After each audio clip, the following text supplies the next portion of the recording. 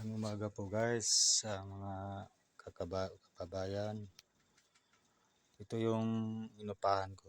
Ito yun. Masikip. Ito.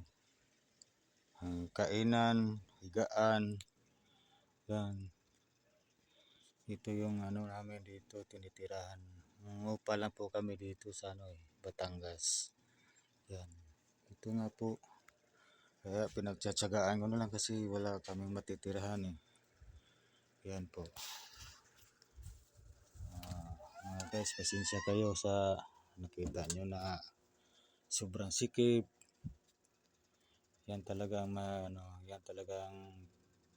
mga mahirap talaga magtatsaga sa buhay nito. Yan. Yan. Nakikita nyo na. Kaya sabi ko, yung kahapon, nagbibideo ako kahapon, sinabi ko sa inyo yung katotohanan na nagbinta ako ng ukay-ukay, basta lang makabili ng bigas, ulam, malagpasan lang yung hirap ng buhay. Sana po maawa na kayo sa akin, basit kahit konti lang tulong, okay na yan sa akin kasi ako, nahihirapan ako pag nagtatrabaho doon sa Manila. Kasi ganitong may edad na tayo, hirap na talaga. Kaya ang ginawa ko, yung kunting ipon ko na 8,000, yun ang inumpisahan ko pag bili sa 2 bandol na ukay-ukay. Bibinta po ako, tabi-tabi lang ng kalsada kung saan yung hindi naman pwede doon sa may malapit sa highway, bawal naman doon. Dito lang ako sa may liblib na hindi makabala sa daanan.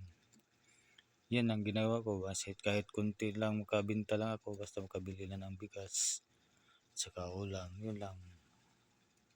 Saka makabayad ng upa ng kwarto. Yun lang pinagtsagaan ko. Kaya mga guys, sana guys, matutulungan nyo ako, masit kahit kunti lang, okay na yan sa akin. Ibigay ko sa inyo yung kung gusto nyo magpapadala sa akin kahit kunti lang, bariya lang, okay na yan sa akin. Laking tulong na yan.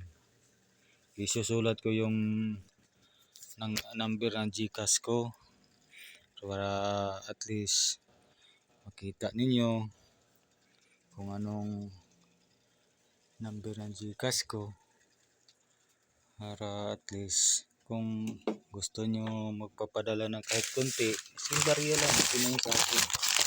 Bariya lang, isusulat ko lang ito para yung number ng GCash ko. Ito po 0 2 6 3 8 7 0 5.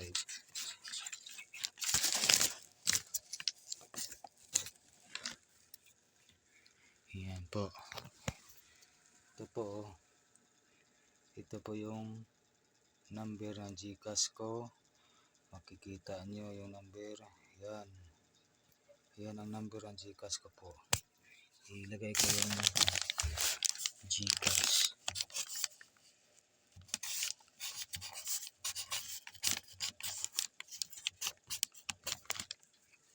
Yan po. Yan na po.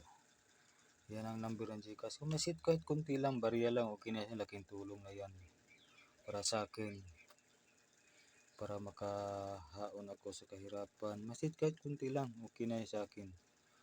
Basta matutulungan. Laking blessing na yan sa akin. Ang itutulong nyo sa akin.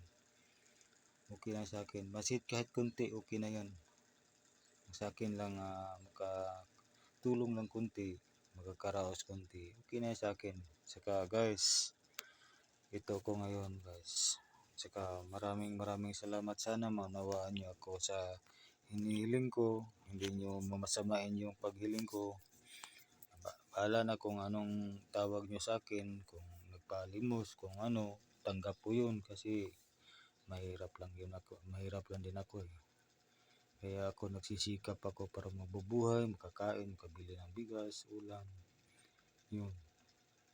Kaya guys, maraming salamat po mga guys. Sana po maintindihan nyo ako sa ganitong edad ko.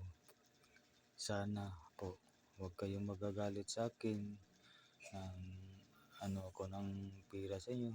Hindi naman ako nanghihingi ng malaki. Sa akin lang kahit kunti, barya, okay na yan sa akin. Laking tulong na yan. Kaya mga guys, saka dito lang po ako kasi magbibinta pa ako ng mga tininda kong kay-ukay. Saka maraming salamat po sa inyong lahat. God bless po.